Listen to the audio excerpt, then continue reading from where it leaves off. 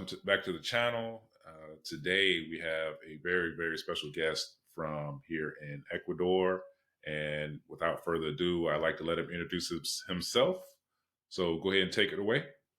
Hello, everyone. I'm Jesse from the Fall Off the Map YouTube channel. I don't know that I would call myself a very, very special guest, maybe just special, but it's good to be here, and I'm excited to collaborate with another expat YouTuber here that I think is putting out some really valuable content and has a great perspective. So this is my first time collaborating with anyone else. And so I'm a little bit of a technology idiot. I hope I can make this watchable. Here we go. I assume you have some questions for me. I have Mhm. some questions for you, and mostly I hope that we can just have a good conversation that helps educate other folks out here or people that are considering Yeah, Ecuador. absolutely, absolutely. So Jesse, once again, thank you for even doing this. We've been chatting back and forth for a little while. I'm really honored that you'd even take this opportunity to do this with us. So I really appreciate it. Yeah, no problem. I'm happy to be here. So let me start out real quick. So I'm sure there's some people who watch our channel who don't know you, and vice versa. So I like to go through our backgrounds real quick so that both audiences can get an idea of who we actually are. So if you wouldn't mind, briefly go over your background. Great idea. I don't know how far back you want me to go, but I guess I'll start with what brought me overseas. Back in the Great Recession, I got wiped out and Yeah. was $250,000 in debt and looking for a lifeline. And I found that lifeline contracting in Afghanistan. Um, did that for a few years. In 2012, I went through some pretty rough experiences there. Left, basically cashed in my chips before the house took all my money, and went back to the U.S. and lasted 3 weeks. Afghanistan had changed me quite a bit, and I couldn't hack it Yeah. there anymore, and began a journey for quite some time traveling the world, figuring out where felt like home to me after that. And after a little time in Southeast Asia, I landed in Ecuador, and it immediately felt like home. It was already on my radar for several reasons. The ease of getting a visa here, and the at the time it was known as one of the safest places in Latin America, and there was a expat boom going on at that point. A lot of things like international living that tend to sell a pretty rosy picture on becoming an expat were playing it up, and I I was curious about it because of that. I showed up. I found that a lot of what they were saying, not all of it, but a lot of it was true. And the culture, the economics of moving here, everything just sort of worked out. And after traveling around the country for a few months, I ended up meeting a wonderful woman from Quito that became my wife a few years down the road.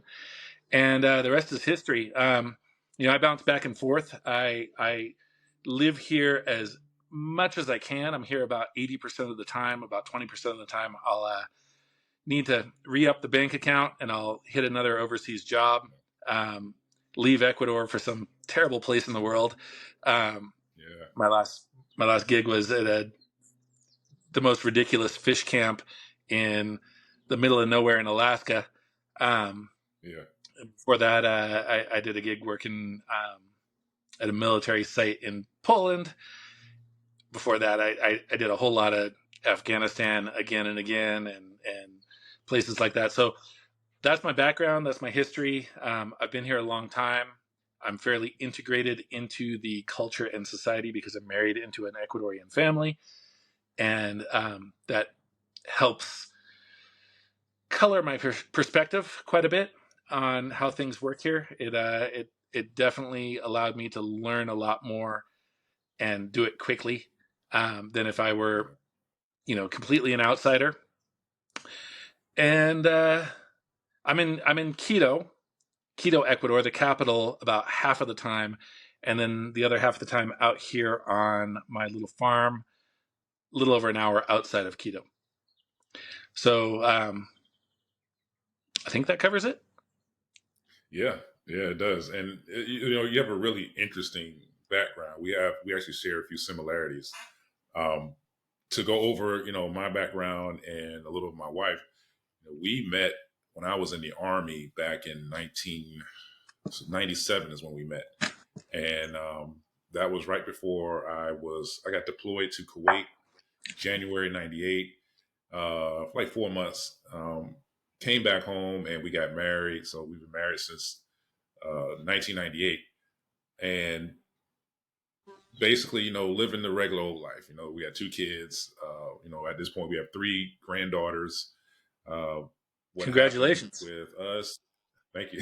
What happened with us in 2010? My wife was laid off from her job. I was working, full time job. Plus, I had like a business that I was also doing. And at that point, it was right after the Great Recession. It was kind of during it, 2010, early 2010, and Definitely where I was from in Seattle, it was still raging. 2010 was yeah, when I left. yeah. And we were in Virginia, so it was where we were in Hampton Roads, Virginia, Southeast Virginia, where tons of military. So like it kind of hit that area pretty hard. Yep. So I took a job when she lost her job. I took a job in Kuwait doing force protection, and I did that for a year. I was originally going to do that for like 2, maybe 3 years, and basically wipe out all of our debt. Um, we had a major death in the family, so I came back after a year and started working again. Yep. So it was just one of those decisions where like I either stay or like come back and help my wife out. So I came back, um, and by then like our kids were upper teen age and low mid teen age. So I was like, okay, let me come back.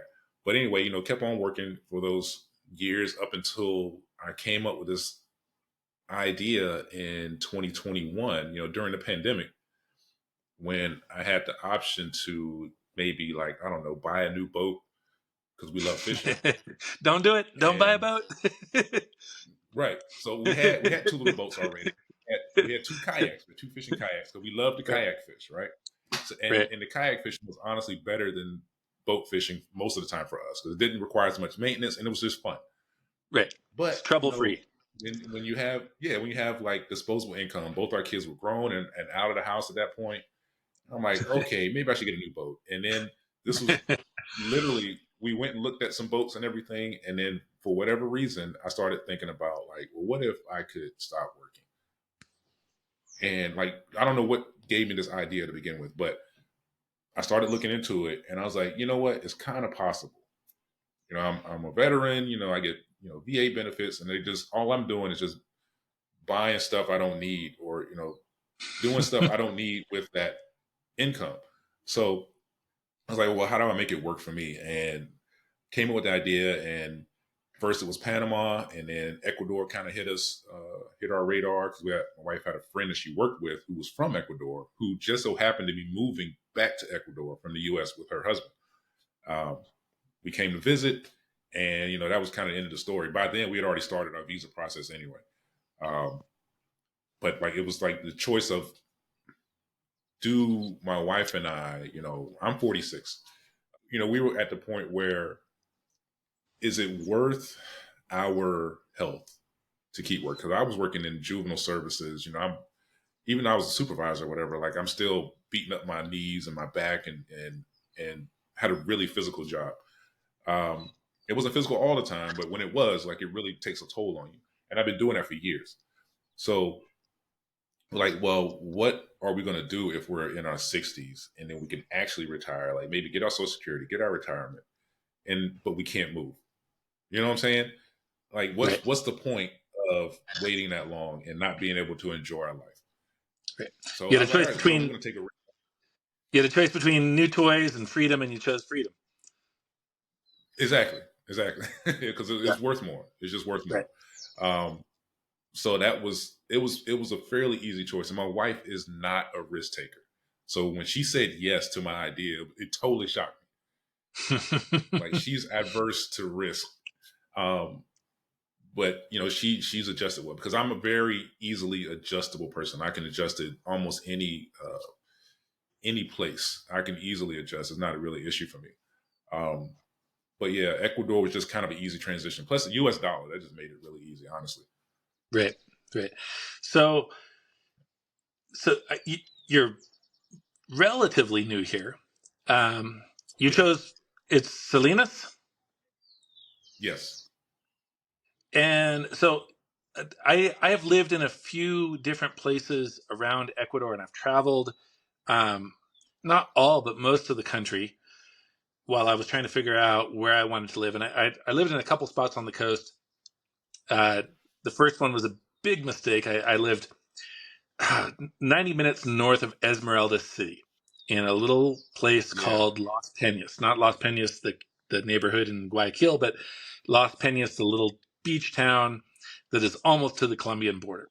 That one was a terrible mistake. Like I was new here and I fell into that terrible trap of not researching enough, seeing something that looked like a good deal, um, Yeah. biting that bait like a fish, and regretting it. Yeah. Later, I because I always liked the town of Canoa. Um, I bought a property in Canoa. I lived there for about 6 months. I still own that place, and still like I was developing what I hope will one day be a like a small apartment complex for Yeah. specifically for like Airbnb rentals. But that big 2016 earthquake hit, and Yeah. I got super lucky. I was to fund the project. I was taking another overseas gig, and I was going to Antarctica. And my wife was like, "I'm not going to live in this town without you here. I'm moving back to Quito to be near my parents with the kids." And so we moved out of town a week before that earthquake, and the apartment Wow. we had lived in while we were building was wiped out. It was destroyed. Wow. So we got super lucky, missed that earthquake by a week, but that put a little pause in my plans. And Kanoa has taken a long time to recover. And more recently, and in my trips back there is a little mafia presence there. There are some folks that, um, I would come back to town to check on things, and I was getting shaken down. I was getting pressured to, and did a couple times pay some money to some folks that were. I don't know if extortion is the right word, but it was definitely edging there, and it was just better to like, here's $20, leave me the hell alone, right? So, Right. um, Yeah. real Yeah. low level extortion, but I got a little sour taste about the coast from my experiences Yeah. out there. I've been to Salinas many times. It's a place I vacation with my kids because it's a real safe beach for kids. It doesn't have those rip tides and terrible currents that some of Yeah. the rest of the coast does, and it's a great place. It's a good spot. There's some rough places around it. there's Oh there's yeah. certainly some, Absolutely. uh, and like there was a point where I was checking out Playas, and Yeah. great weather out there, some of the best weather on the coast of Ecuador. But it's where the folks from Guayaquil vacation, and some of them are good folks and some of them aren't. So like Yeah. uh, Same here. Yeah. that was my experience out there. What has your experience been on the coast and with other parts of the country? Well, starting with Salinas, we really enjoy it. Honestly, there are. I'm not going to try to sugarcoat. Like there are definitely issues here Right. with the crime, which is actually it's increased since we've been here, and we got Yeah. here the end of March in April of 2022. It's increased, but it's really kind of hard to explain. Like our experience here has been great, personally. Now Right. we know people have had bad experiences here. It's just that we haven't experienced those things, and I want to say some of it is luck. Honestly, like you can be unlucky and something bad can happen to you anywhere. Right. Um, but with us, our natural caution, like the way that we carried ourselves, even in the states, it carries over here. So we just don't do a lot of risky things. Right. Um, so that being said, like our experience and the experience of a lot of people that we know is just really enjoyable because of the things that we just do. And there's a lot of culture nearby. We visited museums, and there's beautiful places like Chocolatera and even the beach area. We don't even go to we live right on the beach, and we rarely go into. We never touch that water, honestly, like hardly ever. Yeah, Um, I but found just the to go same do thing it. when I lived on the coast. Man, I thought I'd be in the water all the time, and then you're like, I don't want to Right. get salty. Like, Right. And we might go out there, and my wife will pick seashells and rocks. It's really nice, beautiful rocks and seashells out there. right. But getting in the water, no, we don't do that. So it's enjoyable for us because we're doing the thing that we came here for, which was just to relax and not stress and kind of just chill out. Um, Awesome. but there's plenty to do. So like Salinas for us has been really enjoyable. We honestly can't complain personally. The other parts of the country we've been to, of course, Cuenca's beautiful. We've been there. We need to actually go back and stay a little bit longer. We were only there for like a few days the first time we went. Quito, where we were staying and what we saw of Quito, we loved it. It was just a beautiful city to us. The problem is my wife can't deal with the altitude. Yeah. So we were there for a week, and we got along fine, but like that altitude, like every evening we came back to our hotel room, she was like, "Oh my god!" Like it was just a lot for her. Although the weather is probably more agreeable to her because she's always hot. Right. So, um, so Quito is beautiful, and then we visited Mendo, which was just one of the most beautiful places I've seen. Um, you know, feeding the hummingbirds and seeing the butterflies and everything out there. Otavalo, we've been to Cotacachi. We've been up to Manta. Manta's a really, metropolitan city. Right. It was just too much. It was almost too much of a city for us, though, because we wanted something that was not as big as Manta, of course, not as big as Guayaquil, but not as tiny as like some little smaller towns. Um, Right. so that's why Salinas kind of fit for us for our personality. We wanted to get more involved in like Ecuadorian culture. So, and I'm not knocking like Monto or Cuenca or anything like that, but here in Salinas, like there's far less like Americanized like establishments, restaurants, things of that nature, um, Right. where we are because we just don't see it that often, and we really like getting involved in like the local foods and local restaurants and stuff like that. Cool. Cool. So we still have to visit. We got to visit Loja. That's our next one. You you should definitely, if you haven't at all, make it over to the Amazon side of the country at some point. I don't know, like I talked about it in some of my videos. I'm in the process, and it's taken a year because things move slow in Ecuador and even slower out there. Yeah, But I'm in the process of buying a 14.5 hectare, so about 35-acre um, yeah, little farm out there, because one of my dreams is to buy up land that was used for cattle, that's grassland, and turn it into a balsa and bamboo and teak farm. yeah. So Right. that I don't know if it's your thing.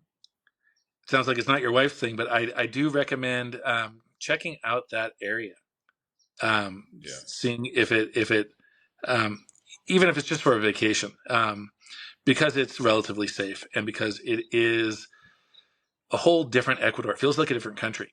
Um, right. Very different culture out there, and incredibly beautiful. My intention when we came to Ecuador beforehand was find a little bit of land, whether it be like 2, 3 acres or whatever, so that I can have a aquaponics setup, which I've been trying to do for like 5 years, and some chickens. I've been talking to my wife about some chickens for years. Um, and where we lived in Virginia, I couldn't have them in my neighborhood Right. because I was going to put a chicken coop in my backyard, and I Right. just Here couldn't you could because probably it was have the like chickens on the roof of your building there. right. I've had that in the middle of Quito, in like some of the wealthier, like more built up, high rise neighborhoods in Quito. I've had roosters on neighbors' roofs. Yeah, that's some of the luxuries of living. I mean, I don't want to call it a luxury, but some of the things that are different here in Ecuador that I really appreciate is the kind of you can almost do whatever you want. Right. Now that comes with good and bad, obviously. Right. On paper, there's tons of rules. In reality, it's kind of libertarian because nobody enforces the rules. Right. Hey, Exactly. Exactly. Ecuador is wide open for opportunities like that. I mean, even where you're at, I almost bought um, a little place over in how do you pronounce it? Bayanita, just Buying it. past Yep. La Libertad, kind of past La the Libertad. Uh-huh. yeah, past the rough neighborhood and into another. It's not as nice as Salinas, but it's a whole lot cheaper. Um, and there is some, Yeah. still some rural land out there on the edges of town where you can do a project like that. I'm kind of so you were mentioning being risk adverse. I'm not, and I'll get excited and take on big projects. Sometimes regret it. Like I've got 225 acres, 91 hectares, in the middle of nowhere in northern Ecuador that you can't drive to. It's hard to walk to. Right. It's a 2 hour walk, but part of it's a climb, right? But you know, I'm if I see something that in my mind, I'm like, I can use that maybe 30 years down the road. Right? So like, Right. Yeah. Yeah. I'll go for it. I'll snap it up. Yeah. And shoot, I bought that place. It was listed for $45,000, and my wife, who is a spectacular negotiator, got it down to 15,000 from Wow. 45. Right. So like, I bought Right. 225 acres for 15,000. It's got its pros and cons. Like I haven't been out there in a while because there's a mining mafia that makes it a little unsafe. But the Yeah. pro is the whole area found gold, and the value of the land went up to 80,000. So, Wow. but so like I'm constantly looking at real estate and constantly investing. Yeah. And while a lot of folks like you have a crisis like we have now, a lot of folks get scared away. Um, it might be a little bit mercenary, but I see opportunity. When Oh yeah. people Oh, absolutely. freaked out and they sell, prices go down, and there's always somebody that they might have their property listed for $50,000, but when you talk to them about it and you push, they're like, "Shoot, I'll sell it for 20." Like, Yeah. um, Yeah. which has happened to It's me. like a stock market. It's happened to me as well. Like that, like I told you about the place up 90 minutes north of Esmeraldas. I bought that place for 18,000, dropped 15 remodeling it, and after several years of paying way too much for maintenance on the place, Yeah. I ended up selling it for 10,000. So it goes both ways. I've won and I've lost. Um, Yeah. in particular, when I didn't take that super important advice about renting before you buy, living in the neighborhood before you buy, and really understanding Yeah. what you're getting into. One of the things and my brother is an expat also. He lives in, guy, at the moment he's in Pakistan, but for years and years while he was getting his legs as an expat, he was a teacher in South Korea. And, when we were talking about it, we both came to this very similar conclusion that the American dream isn't dead. It just moved overseas. Like that Yeah. American dream and that kind of amazing opportunity um, to invest and work hard and take risk and see some sort of return from that risk. It still exists, but it doesn't Yeah. exist as much in the U.S. anymore. Things are so regulated, so controlled, and those that are already established have kind of locked down the market. So it's very hard to have some new Exactly. idea or some new business and succeed. But in other parts of the world, that dream still exists. It's still alive. And when I was checking out different places and trying to decide where I wanted to move, Thailand, of course, was one of the places where I spent some time researching, and beautiful place. Didn't didn't bite on Thailand because the culture was a little bit too alien for me, and I was like, this is going to be a hard place for me to make deep friendships that I can trust, Yeah. learn the language, understand what motivates the people, and integrate into, because it is coming from such a different background. It's so different. And one, I also didn't bite on it because you can't really own your land out there. You you rent it or you pay a local to Yeah. own a majority stake in it. And owning land is really important to me.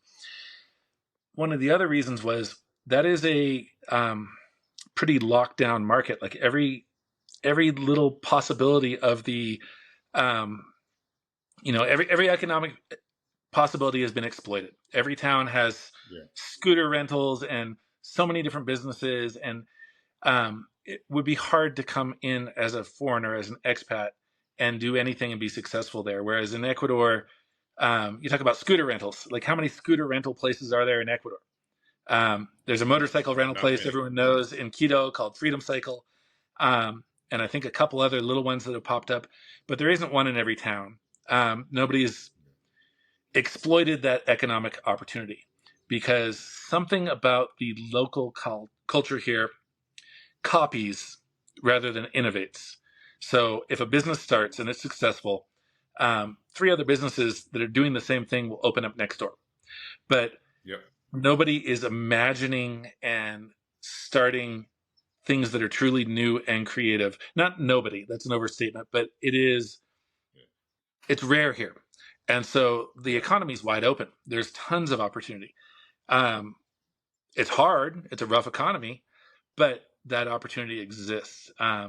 especially in my opinion, and something I'm really interested in the agricultural sector. So like getting into agriculture, but doing things in a different way than the locals are, growing something different, um, exploring a process or a procedure that isn't used here, that is used in other places. It's tried and true, and people know it works, but it just hasn't caught on here yet.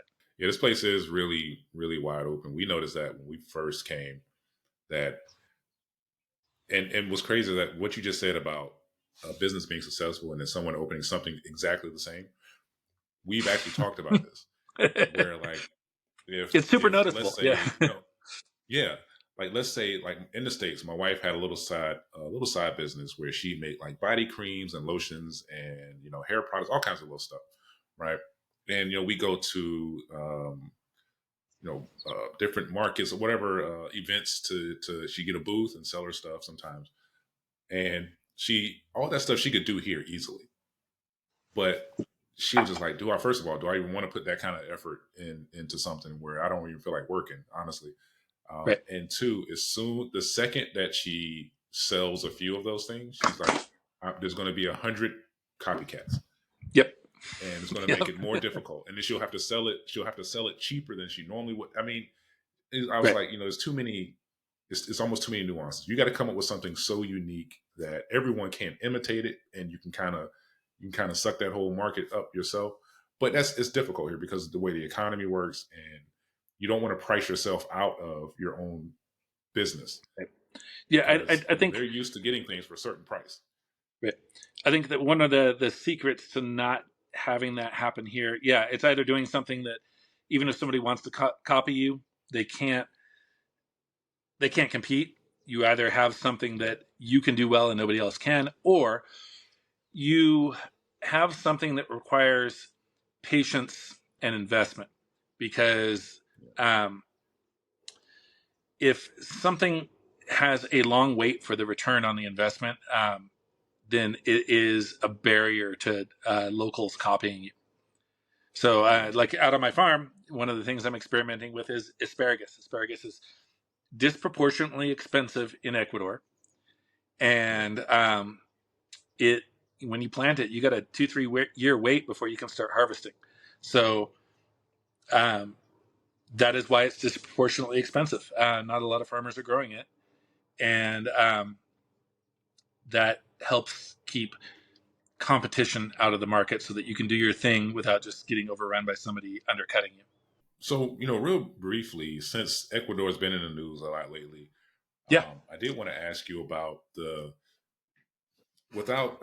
I mean, we obviously don't have to go into full detail, but just your thoughts about the turmoil in the country and maybe like how the president is handling it and how you feel about it, honestly.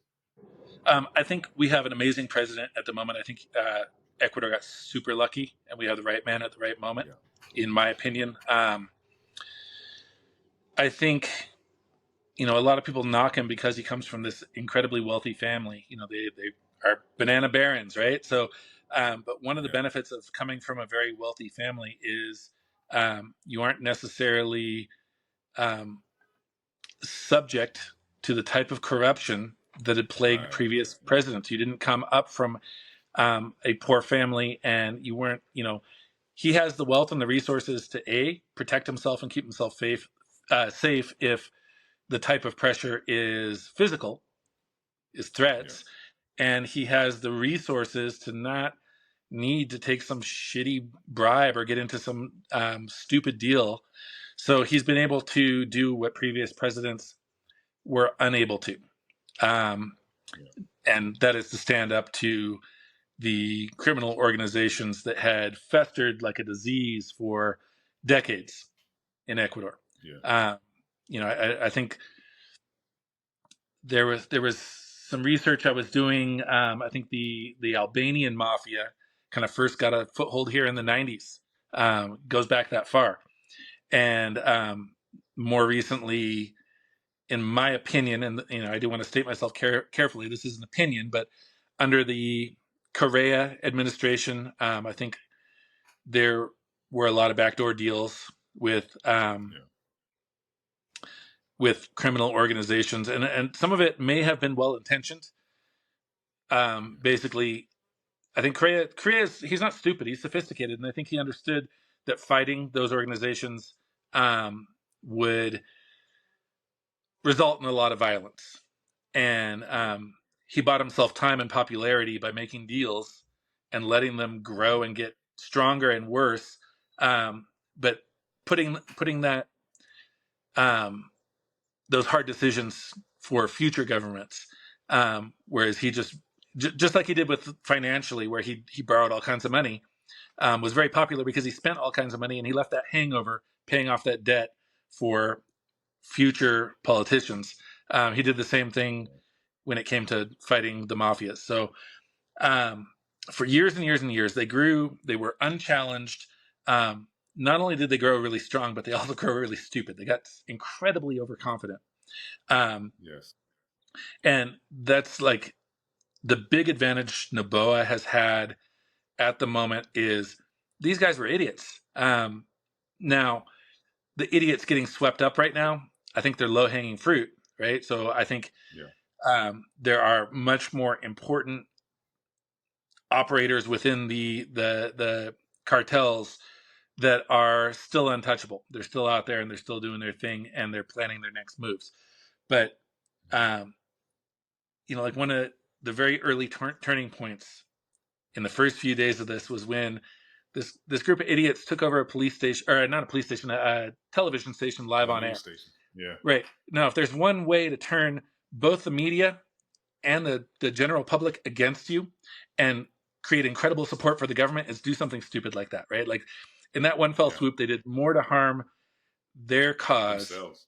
Yeah. themselves than like any misstep by the government could, or like any intimidation campaign. And they were so dislocated from reality that they actually thought that they could scare Ecuador into going, "Hey, let's just give up and let the gangs Right. do their thing." Um, so far, the campaign's been incredibly successful. Um, I don't. I'm not super optimistic for the long term, and the reason I'm not Right. super there's a couple of reasons. One, these are incredibly well funded organizations, and what is getting swept up is the low hanging fruit. And there is an incredible problem with poverty in Ecuador, which allows a ripe environment for recruiting. So just because these guys are getting swept up doesn't mean that they're not replaced. Right. And Ecuador is so strategically important right now because the cocaine market's moved. It's not the US anymore, it's Europe. And Ecuador is Yeah. supplying like 80% of the cocaine going out of Ecuador. What I've read is that it's going to Europe, not the US. It's strategically vital to these organizations. And these organizations have had time to learn from El Salvador. So they had a huge loss in El Salvador. Um, I think they've learned from that. Right now, we're in the heart of the fever while this disease is being fought, right? but things will calm down. Ecuador will recover. It'll go back to a more peaceful state, but the cartels aren't going away. It's not going to be a complete, or what looks right now like a complete victory in El Salvador. That it will go back to being relatively safe Ecuador, but that doesn't mean the cartels aren't still there and operating. It just means there is a quiet sort of truce that things have stabilized. That's my opinion. That's my opinion on what's going on. Yeah. I think it's going to take a lot longer than a lot of folks want to believe. And, like it's the violence is going to come and go in waves. We're seeing a wave right now where the government's been incredibly successful. The cartels are on the run, and the violence has radically decreased in the matter of weeks. But it's not gone away. There is still some terrible violence out there in certain parts of the country. Certain Yeah. parts of the country have clearly, strongly aligned with the cartels rather than the government, specifically Esmeraldas, where their political representatives are um, denouncing the government for their actions, and the people are protesting because, man, that's the main source of employment out there. Um, Yeah. that's all they got going on because that community has been neglected by the government for so long. They got nothing else going. So Yeah. I think it's a long And road. you I almost don't. can't blame them. You, No, I'm sorry. You almost can't blame a community for going with the only option they had. It's they're almost they're they're I trying to hate survive. I hate to make this comparison. Right. I hate to make this comparison, but like Palestinians in Israel, right? The Right. ones in Gaza, they didn't really have a choice but to deal with Hamas because that was the only Exactly. people that were even trying to do anything for them, even though they're a terrible organization themselves. The Right. people aren't Hamas. The people are the people, and they're just But trying to live. they're trying to survive, and that is the power center there due to Yeah, a lack of better a options. lot of choices. Yeah. Right. Um, yeah, it just, I think what you're saying is absolutely true. I told my wife when that incident happened and we were coming from the mall, we were at the mall when it happened here in Yeah, St. I Louis. watched that And video of yours. yeah, I told her then, I said, that is and I've worked around criminals for 20 years. And I said, that is the absolute dumbest thing they could have done. Right. I said, the one thing you don't want to do as a criminal organization is bring international attention to yourself. Right. And that's the Right. fastest way to do it is to do something on live TV. Right. And it's like the more mature cartels in Mexico. The Mexico has a lot of violence, but it's got less than Ecuador right now. And the more Yeah, mature cartels, they police themselves. They'll crack down on idiots that go after tourists that attract attention. yeah, They want to quietly do business as usual. They yeah, don't want to attract attention. And um, I suspect as the situation matures in Ecuador, so will the cartels, so will the local gangs, and they won't entirely be defeated, but they will grow up a little bit and behave in a more sophisticated and intelligent way, which in some ways is good, is in some ways is bad. Like it's great when they're stupid because they're easy to catch, and they yeah. create public support for getting rid of them. It's terrible when they're stupid because dangerous things happen. Right. And something that real quick, something that happened kind of in the '90s. I want to say the '90s, maybe early 2000s, when a lot of people think that like the crime rate in the states has just skyrocketed. It really hasn't. Right, And statistically, it's been going down since like the '90s. right, Um, Now, especially like violent crime. Well, some of that had to do with the cartels in Mexico kind of consolidating into one major, like I think it was like Sinaloa or whatever. right, Kind of, kind of became like the primary, cartel. And like you said about them policing themselves, well, if you don't have multiple cartels competing for the drug market in the states, well, then there's not as much violence between them. right. And when there's not as They, much they, they violence, then there's become not as much crime. they become businessmen. Right. Really, Right. they become And business. it kind of calmed down the violence in the states because there aren't these gangs who are competing for whoever's their supplier, the drug suppliers are. They're not competing for territory. There's a lot less of that. Now, of course, the gang is still there. The cartel's still there, but the crime is kind of like is going down significantly. Right. I experienced a lot of that, the wrong end of that. I grew up in Tacoma, Washington, and grew up there in the '90s. I was 1990. You know, I'm in high school, and Tacoma, Washington, in 1990 was the murder capital per capita of the United States. It had that distinction that year, and it was because the Mexican mafias had moved in. The Bloods and the Crips were still fighting over Hilltop. The Russian mafia was there. Cambodian and Mm. other Asian mafias were there, and everyone, you know, it's I-5 corridor and a deep water port, so everyone was fighting over that strategically important location, and it was brutal. It was you know, Yeah. I grew up with, you know, friends that were completely uninvolved at wrong place, wrong time, you know, so Yeah. um, I you know, I mentioned I'm risk adverse. I probably why I've lived the life I've lived, and been perfectly at ease doing some of the things I've done, Right. like, Same. Yeah. you know, living in a rough neighborhood in Quito, or um, working in places like Afghanistan, is because you know, felt normal. Yeah. Felt normal Yeah. from where I grew up and how I grew up.